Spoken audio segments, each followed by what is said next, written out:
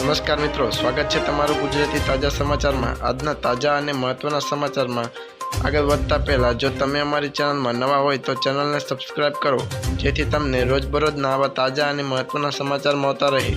ગોંડલ માર્કેટયાર્ડમાં ધાણાના ભાવ 1000થી 2026 સુધી બોલાયા, કિલોમીટર સુધી લાગી વાહનોની લાઇન। આગળના બીજા મહત્વના સમાચારની વાત કરીએ તો રાજ્યમાં પહેલું હીટવેવ સૌરાષ્ટ્ર, કચ્છ અને પોરબંદરમાં નોંધાયું છે। હવામાન વિભાગે કરેલી આગાહી મુજબ વિસ્તારોમાં 37 ડિગ્રીથી વધુ તાપમાન જોવા મળ્યું હતું।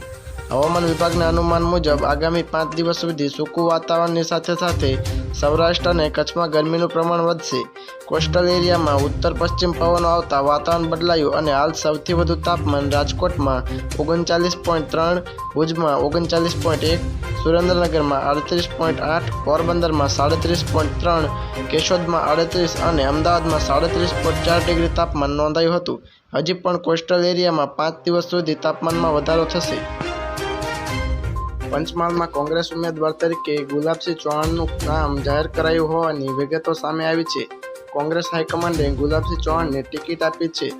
જ્યારે કોંગ્રેસે ગુલાબસિંહ ચૌહાણને ટિકિટ આપી મેદાને ઉતાર્યા છે, તો સામે ભાજપે આ બેઠક પર રાજપાલ જાધવને રાજકીય મેદાને ઉતાર્યા છે। આગળના બીજા સમાચારની વાત કરીએ તો રેલ મંત્રી અશ્વિની વૈષ્ણવે જાણકારી આપતા કહ્યું છે કે અમદાવાદ મુંબઈ બુલેટ ટ્રેન 2026માં પાટા પર દોડશે।